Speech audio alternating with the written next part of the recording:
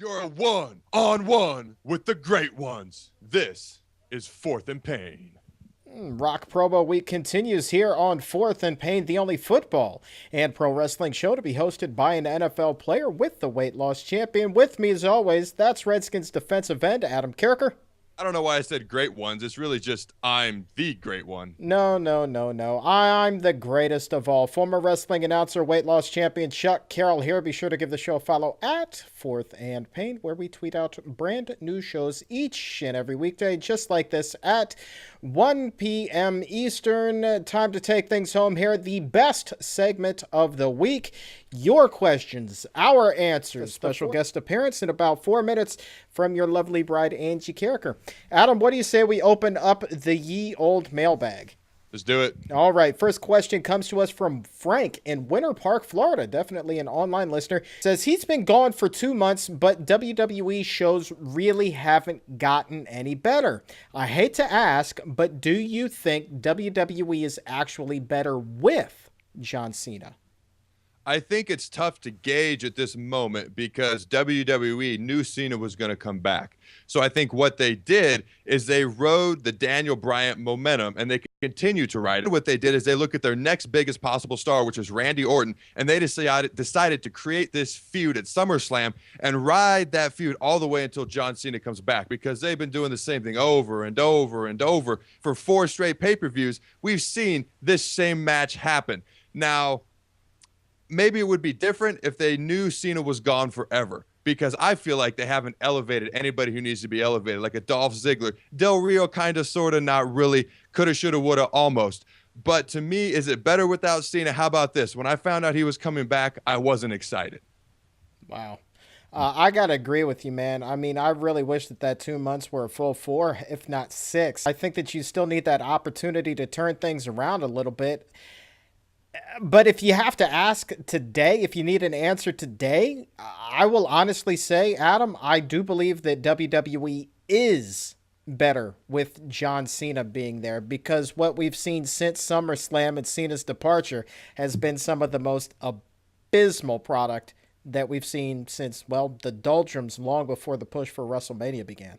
Would they have done it differently if they knew Cena was gone forever and actually elevated, and would it have been better then? Absolutely. I don't think that they would have been able to settle and sit on their hands and just wait for the return of the Golden Boy at that point. I think that they would have been forced to elevate somebody, get a Dolph Ziggler back, get somebody like The Miz back in the picture, or heck, even Ryback, circle him back, do something with him, or for God's sakes, do what you should have done in the first place and give Daniel Bryan the title.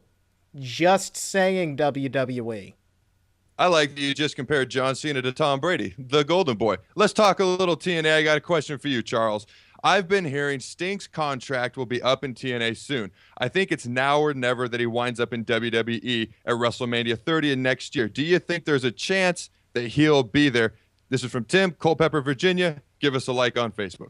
All right, Tim. Good question. The answer is there is a chance. I think that Sting's at a point in his career where he's not going to have another opportunity to jump to WWE if he so chooses. This is a guy that has accomplished things in pro wrestling that all of us dream about doing. He has literally had the dream career, wrestled in Japan, was a multi-time WCW champion, doing huge things in TNA, wrestled all over the world, but the one thing he has never done is to wrestle in WWE. Will he be there? Yes or no? Will he be there? Yes or no? You put me on the spot right yes. now. I'm saying no. Yes.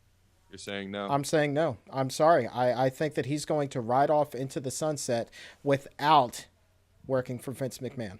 I agree with you, but I want to see the match that Sting said he wants to have happen, and that is Sting Undertaker at WrestleMania. I think if they can make that happen, set that up, that he would do it. But I don't think it's going to happen, and that just makes me very, very sad. A couple of older guys that can work at their own pace. That's a question for another time. More questions coming up in about 3 minutes, but right now, Adam, we are joined by your lovely bride, Angie Carriker, who, Ange, I understand this week you are one tough mutter. I am.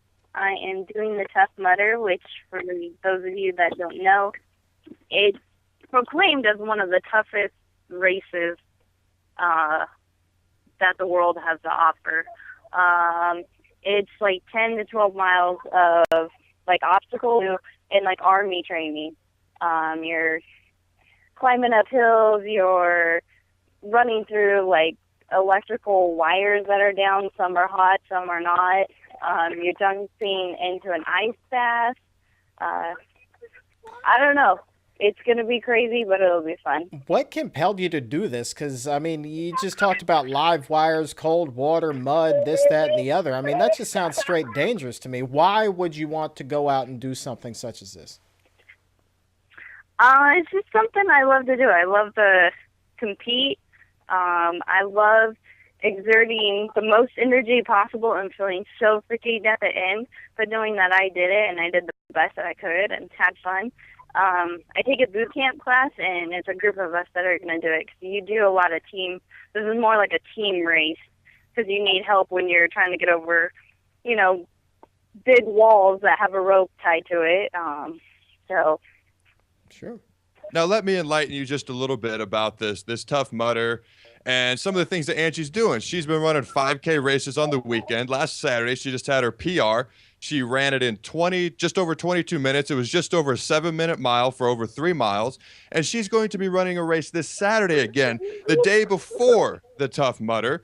And she, on her Tough Mudder team, a lot of her fellow teammates are taking this week off. They're taking it easy. They're certainly not. So she's working out this week, doing a race the day before the Tough Mudder, and then she's doing the Tough Mudder. Now, talking to you, Ange, as someone who loves to be bent over, just dripped wet and sweat and pure exhaustion, what do you think of somebody who asks for a workout, then gets it, then doesn't follow through with it, then says he's going to run a 10-mile race, and then 3 months later, when the race rolls around, he doesn't do it? What would you say to someone like that, Angie, about Charles?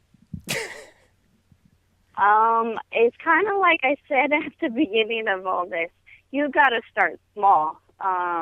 People that run marathons, well, you just don't go out and say, I'm going to do the 10-miler when you haven't even ran like a small 1-mile race or, honestly, not really surprised because I think this happens to a lot of people. They just get burned out. And that's why I told you, Adam, I do a lot of races because it keeps you training. It keeps you looking forward to something. When you put off something that's months in ahead, you kind of almost forget about it in our crazy busy world. So maybe next time, Chuck, let's pick some shorter races that are closer and work up to the 10-miler.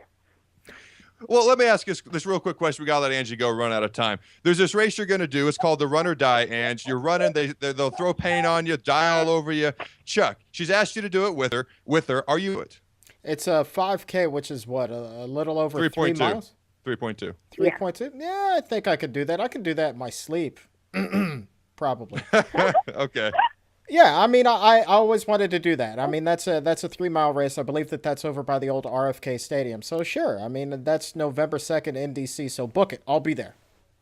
I will do that come hell or high water. How about them apples? Sounds good. All right, we're running out of time. We thank you for joining us, sweetie.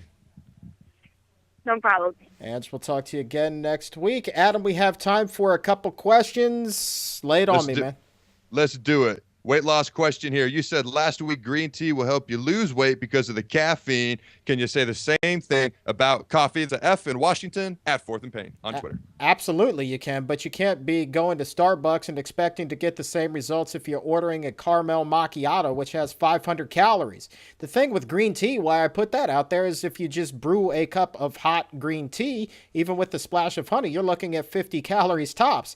You go and you get a 500-calorie macchiato, you're going to have yourself a little bit of a setback there. Stick to black coffee and you will be good to go. Absolutely, you get the same effects. Adam, final question comes from Kyle in Ogallala, who coincidentally wants to play for Nebraska. He hit us up on fourthandpain.com.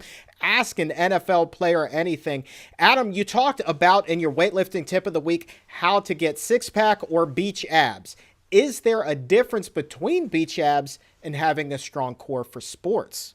There's some crossover, but there is a difference. In the weightlifting tip, I gave you all the exercises, the balance ball, using a plate, so on and so forth, how many reps, sets, what days to do it.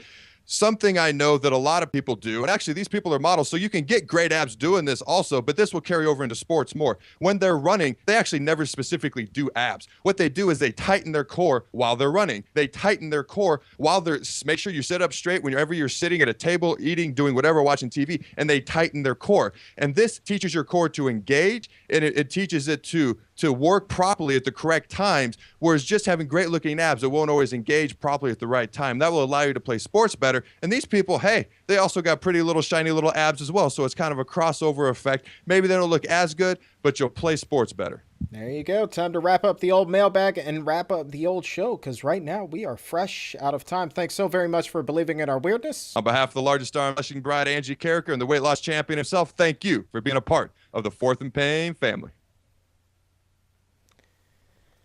And now, words of wisdom with Adam Carriker. Always remember, you're unique, just like everyone else.